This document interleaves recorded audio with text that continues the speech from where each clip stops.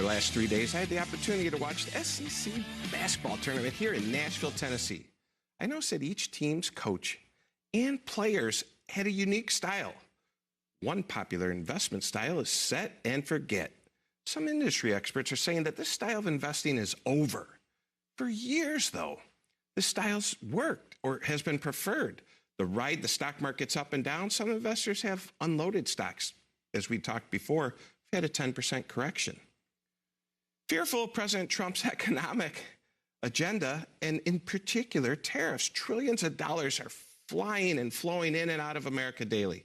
Our next guest has a playbook of her own. Welcome to the show, one of my favorite coaches, Rebecca Walser. Coach Rebecca, happy St. Patty's Day. I love the signs behind you. We just put up some of those Monopoly signs over at Nesvik Trading here in Nashville. That's funny. Maybe they got the cue from you. Tell us about money flowing, not just, money comes in the United States, out. They're saying it's like when we lose trillions, NVIDIA loses $1 trillion. Where's that money go? Yeah, well, it's lost wealth, right? Because unless you sell and realize your gains, then they're paper gains and paper losses until you actually sell and realize them. So when $1 trillion of market cap evaporates, Tommy, it's literally people's real wealth that they haven't realized the loss only because they haven't sold the stock.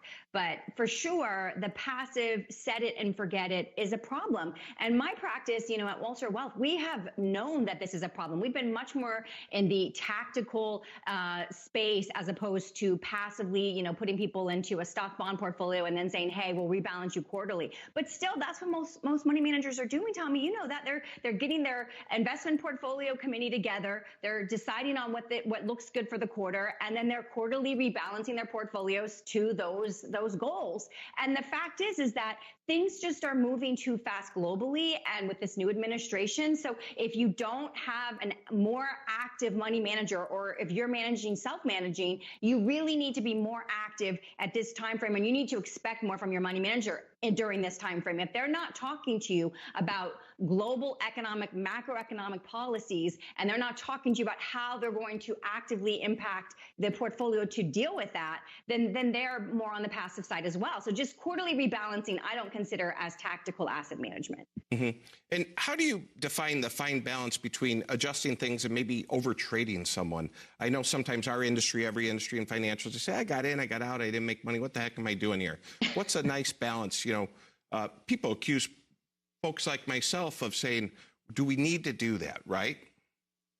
Well, that's a great question. And you're right, because even if you have some stop losses, if investors have stop losses and then you have these massive red days, like when we had in, the reverse carry trade last year in August of last year, if you had stop losses, your stop losses could have been triggered. And maybe that wasn't intentional because the very next day we got obviously a large recovery. So you need to, again, actively understand if we go into a period of volatility, if you see the VIX jump up, and so that's all based on the options contracts. So that means that volatility is jumping up. If you see the CNN Fear and Greed Index jump over to fear and you have stop losses, you need to consider immediately, okay, if we have a down day, do I want my stop losses to trigger? Because they will be triggered.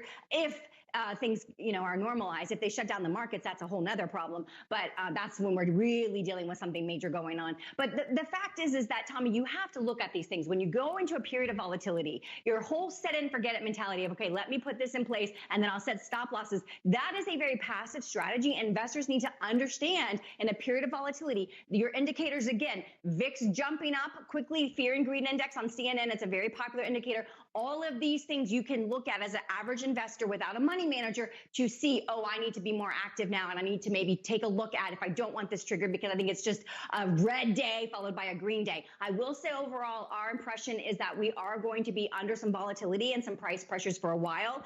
And that's simply, Tommy, because if you look at since the GFC in 2008 and 2009 and the stock market, you overlay the S&P 500 with Federal Reserve interest rate policy, and you see that they are completely aligned and that we've really had monetary policy sort of quantitative easing, growing our markets since the global financial correction. And that has got to change. It's got to change for two reasons. Fiat currency is at a tipping point, and we also have commodities that now, like if you go and you buy money, or if you go and buy gold and you want physical delivery from LBMA in London, they are telling you and quoting you, the price plus a delivery time of 4 weeks plus out. So there's other things that are going on underneath the fundamentals that are changing. And so investors cannot just take a very passive set it and forget it. It's not the time to do that. Is it as simple to say that to educate people, because I understood most of what you said there, the United States government has tightened the belt and they're not spending money like a drunken sailor. That money used to directly flow into the markets. They used to call it the Bernanke put. It was a sure thing, as much of a sure thing could be, when Bernanke goes around and tells all Wall Street and his friends, and then, of course, after you retire, you get a job making millions speaking, right? That it's okay to buy the market. Is it possible that it's just not okay to buy the market right now? Yeah, I mean, we are going to have a reckoning for how much fiat currency has been pumped into the global economy since the pandemic, since the coronavirus pandemic of 2020.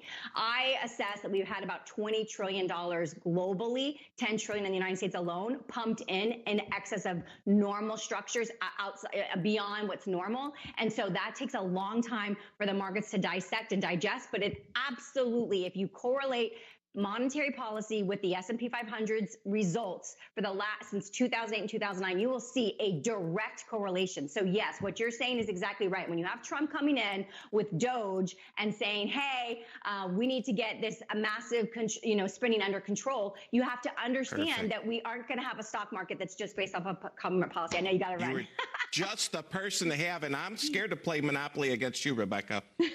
All right, you have a great day. You did. Thanks, Tommy. I'm going to have to